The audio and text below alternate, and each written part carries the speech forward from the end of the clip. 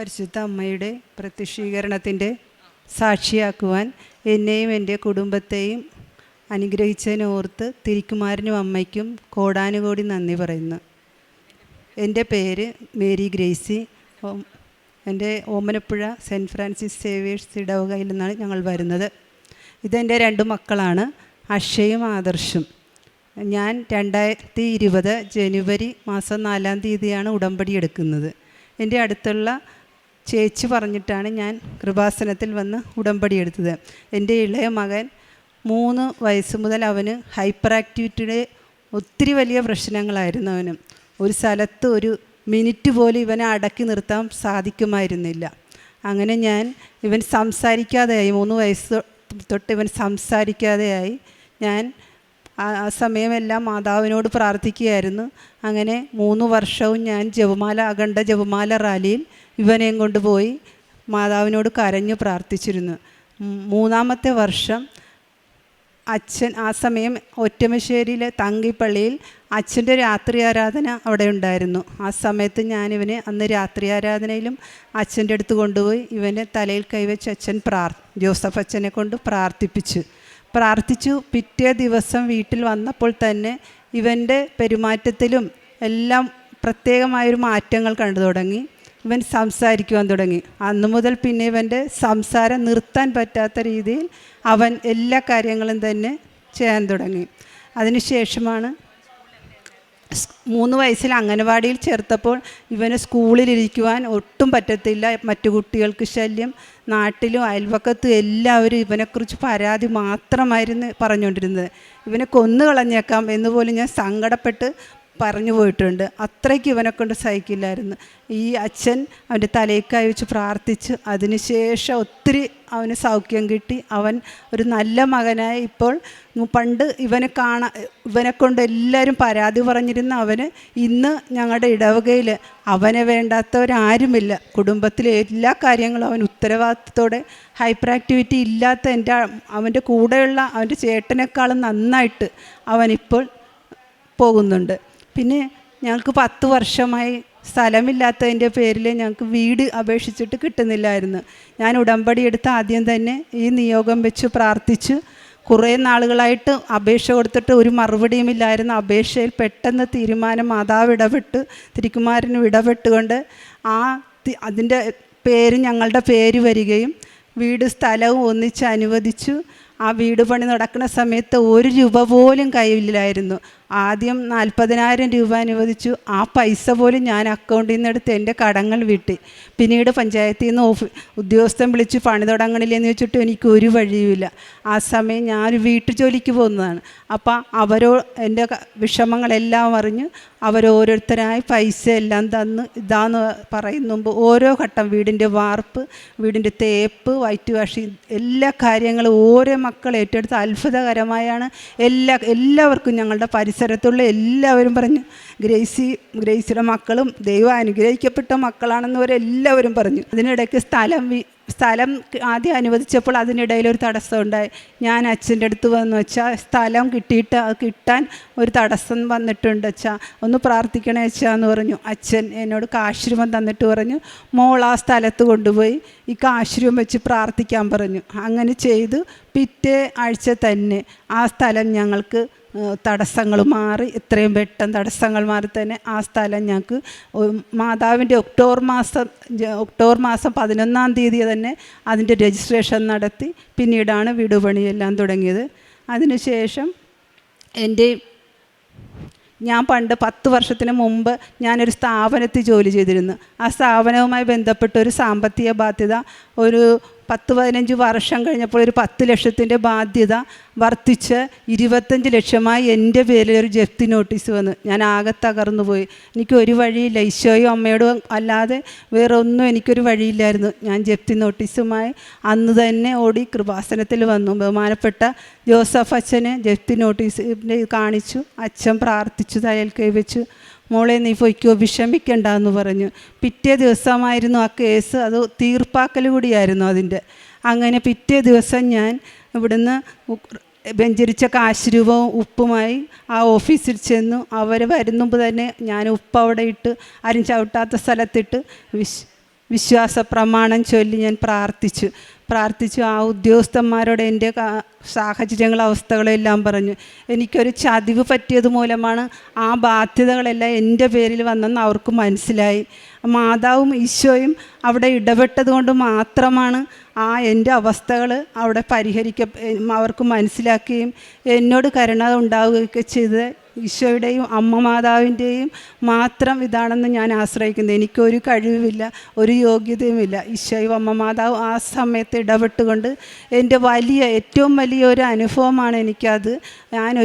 എനിക്ക് ആത്മഹത്യയല്ല, വേറെ ഒന്നും ചെയ്യാൻ എനിക്കില്ലായിരുന്നു. അതിൽ നിന്നും എന്നെ ഈശോയും അമ്മ മാതാവും അതിൽ നിന്ന് ഒഴിവാക്കി എന്നെ രക്ഷിച്ചതിന് കോടാനുകോടി നന്ദി പറയുന്നു. അത് കഴിഞ്ഞ് അതിനുശേഷം ഈ മകൻ തന്നെ എൻ്റെ ഇളയ മകൻ കഴിഞ്ഞ മാസം ഒരു കാലിലൊരു വലിയൊരു മണ്ണ് നിറച്ച ട്രോളി മറിഞ്ഞ് വീണ് അവൻ്റെ അതിൻ്റെ അടിയിലായി. വലിയ 2 അസ്ഥികൾ ഒടിഞ്ഞു. വണ്ടാനം ഹോസ്പിറ്റലിൽ അഡ്മിറ്റായി. അവർ പറഞ്ഞ് 2 അസ്ഥികൾ ഒടിഞ്ഞിട്ടുണ്ട്, 2 അസ്ഥിയും സർജറി ചെയ്യണം, പ്ലേറ്റ് ഇട്ട് സർജറി ചെയ്യണമെന്ന് പറഞ്ഞു. ഞങ്ങൾ 13 ദിവസം അവിടെ കിടന്നു. 10ാമത്തെ ദിവസം സർജറി ആയിരുന്നു. അന്നേരം സർജറിക്ക് കയറ്റിയപ്പോൾ ഡോക്ടർ ഒരു 10 മിനിറ്റിന് കൊണ്ട് തന്നെ സർജറി ഞങ്ങൾ പേടിക്കുന്ന രീതിയിലായിരുന്നു പറഞ്ഞിരുന്നത്. പക്ഷേ 10 മിനിറ്റിന് ശേഷം ആദർശിൻ്റെ സർജറി കഴിഞ്ഞെന്ന് പറഞ്ഞു. അതിനുശേഷം ഒരു കിറ്റ് കൈ തന്നിട്ട് പറഞ്ഞു ഇവന് 2 അസ്ഥിയുടെ ഓപ്പറേഷനായിരുന്നു. പക്ഷേ ഒരു സർജറി മാത്രമേ വേണ്ടി വന്നുള്ളൂ. ഒരു അസ്ഥി അവിടെ കൂടിച്ചേർന്ന് കഴിഞ്ഞിരുന്നു. ഈ സർജറി കിറ്റ് അമ്മ കൊണ്ടുപോയി കടയിൽ കൊടുത്ത് അതിൻ്റെ പൈസ വാങ്ങിക്കാൻ പറഞ്ഞു.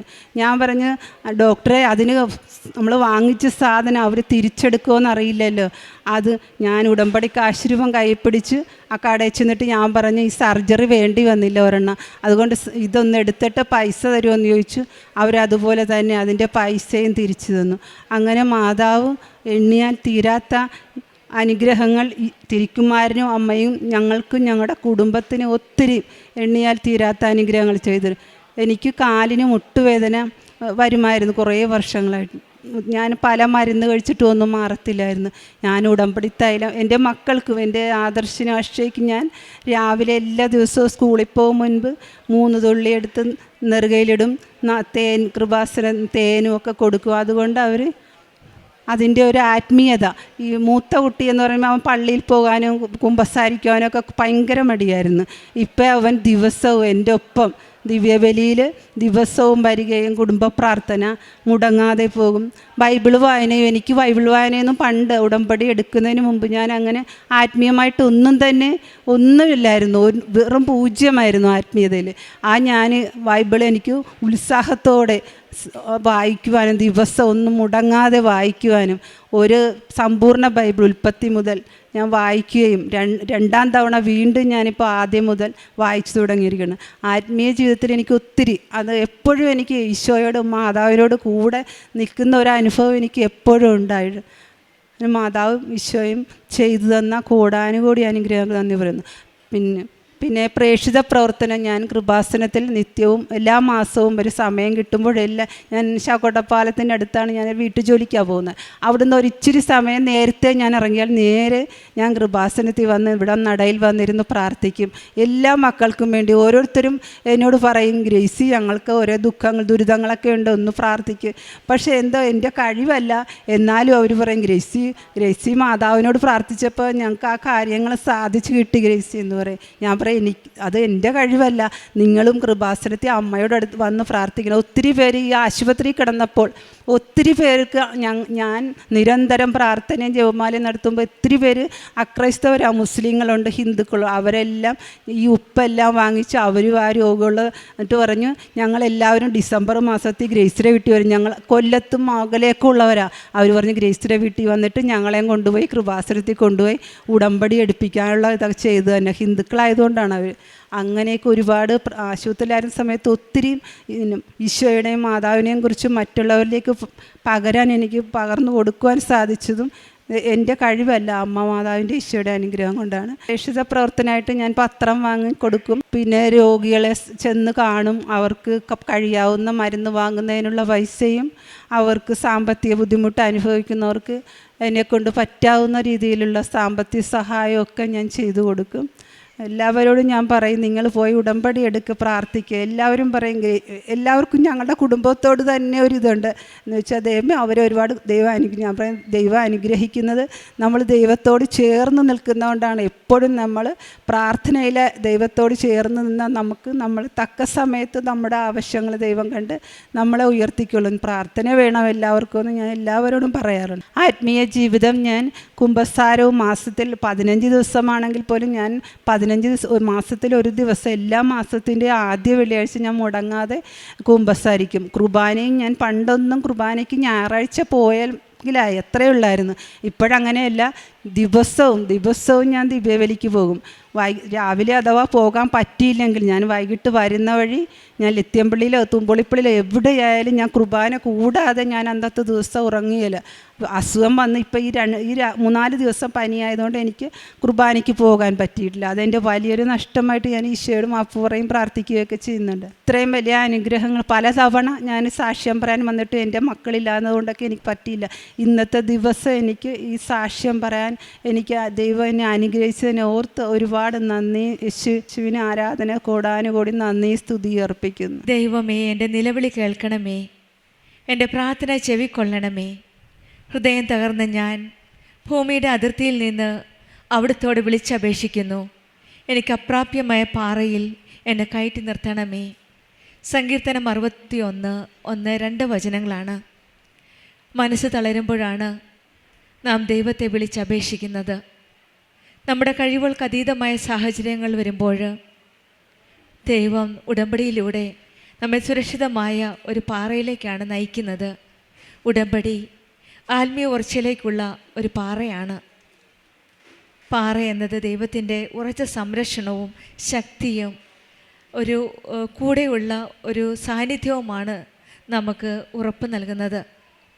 സ്വന്തം ശക്തി കൊണ്ട് പ്രശ്നങ്ങളെ അതിജീവിക്കാൻ കഴിയാത്തപ്പോൾ ഉടമ്പടിയിൽ ദൈവം നമ്മുടെ കൂടെയുള്ളപ്പോൾ എല്ലാ ധൈര്യവും ശക്തിയും എല്ലാം നമുക്ക് നൽകുന്ന ഒരു അനുഭവമാണ് നമുക്കുള്ളത്.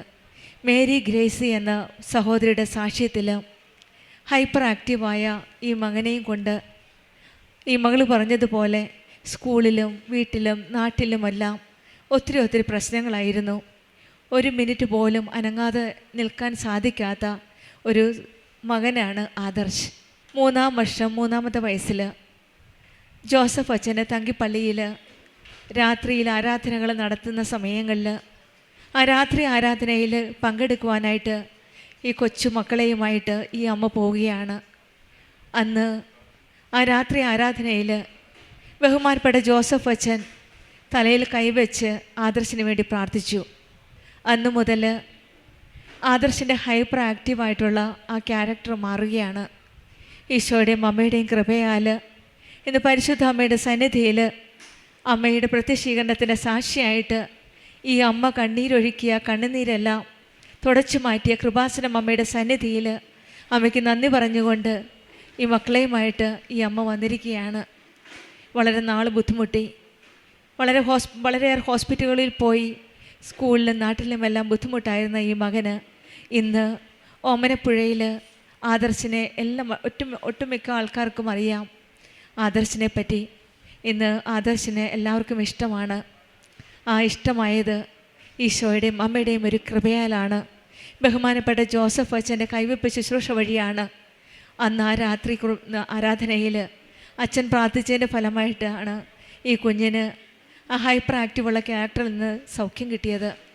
നമുക്കറിയാം 2004 ഡിസംബർ 7 ഉച്ചകഴിഞ്ഞ് 2:30 പരിശുദ്ധമ്മ ജീവനോടെ പ്രത്യക്ഷപ്പെട്ട ഈ സന്നിധിയിൽ ഒരുപക്ഷെ അച്ഛൻ്റെ ആത്മീയതയിലുള്ള ആസ്തിയിലാണ് പരിശുദ്ധമ്മ ഈ സന്നിധിയിൽ പ്രത്യക്ഷപ്പെട്ടത്.